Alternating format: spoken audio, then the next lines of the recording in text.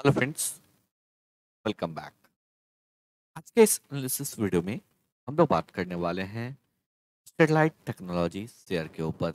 इस कंपनी का क्वार्टर 3 का रिजल्ट आ चुका है, तो रिजल्ट के ऊपर भी डिस्कशन करेंगे। साथ ही साथ हम लोग टेक्निकली भी डिस्कशन करने वाले हैं और इसके साथ ही कुछ और फंडामेंटल पॉइंट्स के ऊपर डिस्कशन।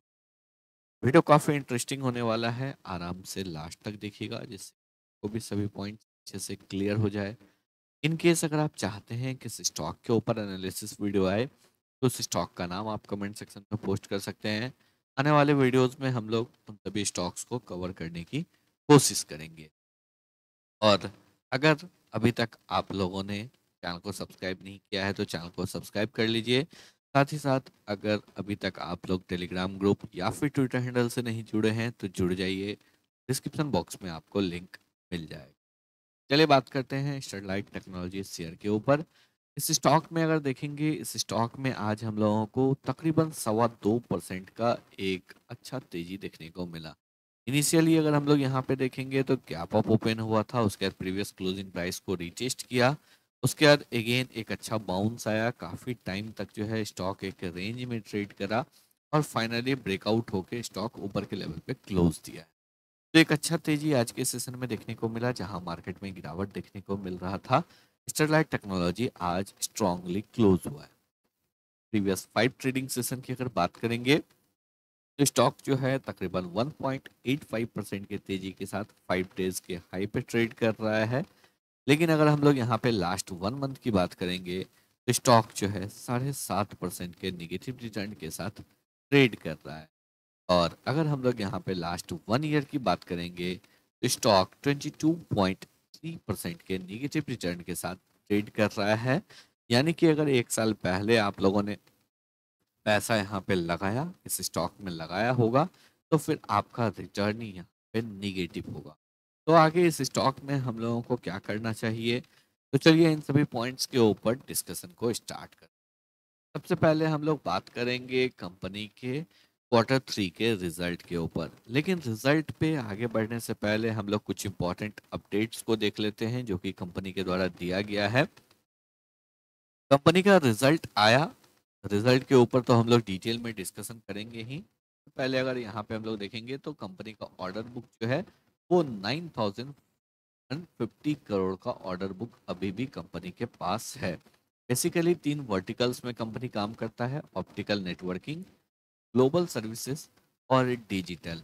और एक अच्छा ग्रोथ देखने को मिल रहा है। 9,050 करोड़ का कंपनी के पास जो है ऑर्डर है। कंपनी का मार्केट कैप जो है 5,000 करोड़ के आसपास का है, तो अपने मार्केट कैप से ज़्यादा जो है कंपनी के पास ऑर्डर बुक पड़ा हुआ है।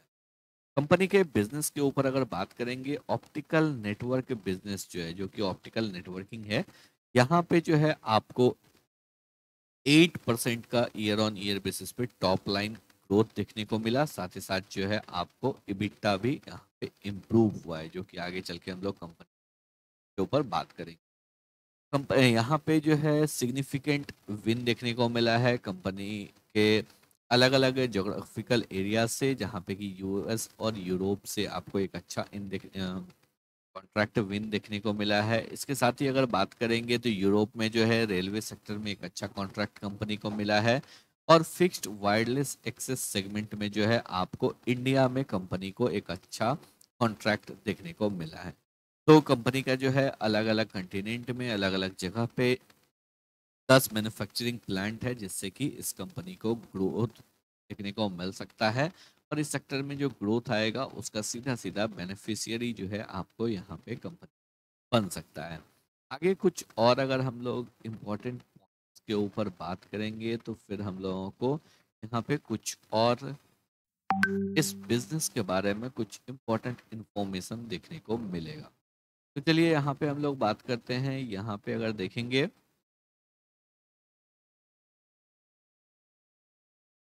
2024 में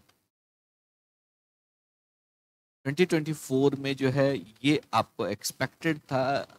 जो कंपनी का ऐसा मानना है, जो 2024 का वॉल्यूम ग्रोथ है ये आपको लास्ट 4 ईयर का लोएस्ट वॉल्यूम ग्रोथ था। और यहाँ से यानी कि कंपनी का यहाँ पे ये मानना है जो कंपनी अपने बॉटम को हिट कर चुका है और यहाँ से एक अपसाइड मोमेंटम देखने को मिल सकता है। चाइना का डिमांड जो है वो आपको कॉन्ट्रैक्ट हो चुका है और अगर हम लोग एक्स चाइना की बात करेंगे तो 2.9% का ग्रोथ जो है 2024 में देखने को मिल रहा है।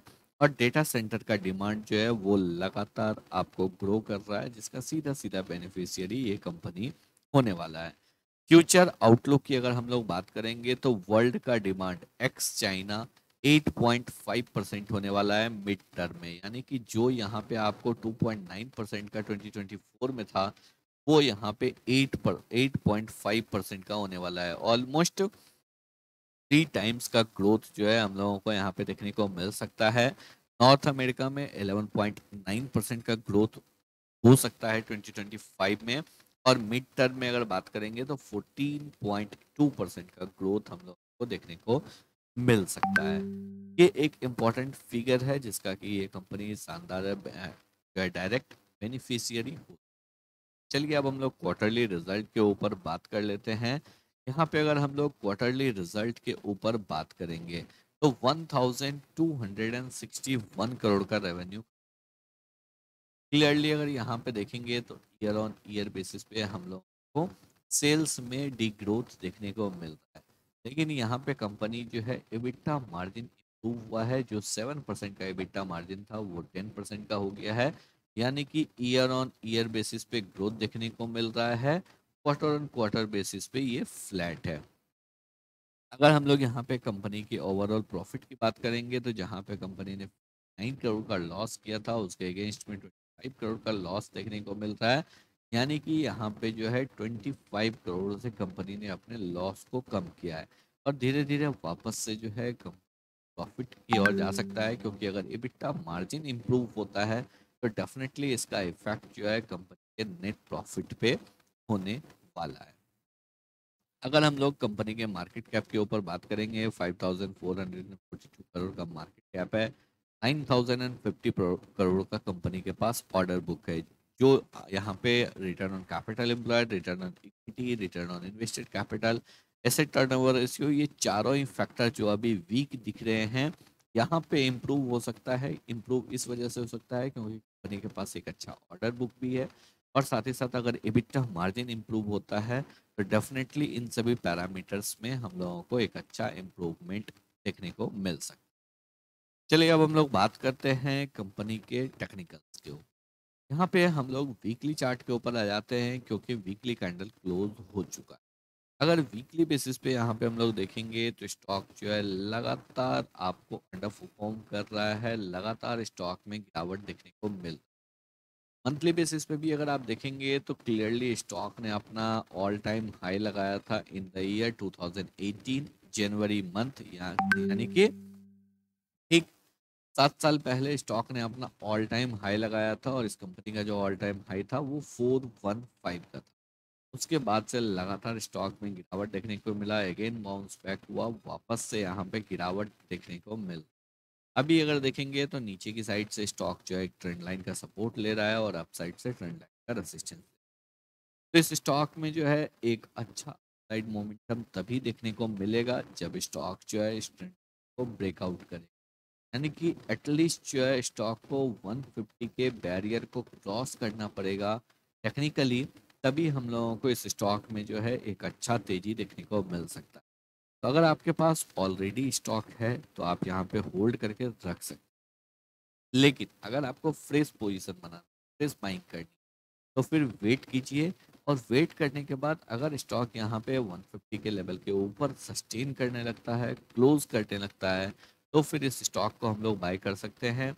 और फिर आपका टारगेट जो है, पहला टारगेट हो जाएगा 310 का और दूसरा टारगेट हो जाएगा 410 का। तो एक अच्छा टारगेट मिल सकता है, लेकिन उसके लिए ज़रूरी है पहले स्टॉक को अपना अपसाइड मोमेंटम शो करना। तो आई होप आप लोगों को सभी पॉइंट्स जो है बिल्कुल क्लियर हो गए होंगे। अगर आप लोगों को वीडियो पसंद आया हो, एनालिसिस अच्छा लगा हो, वीडियो को लाइक करके चैनल को सब्सक्राइब जरूर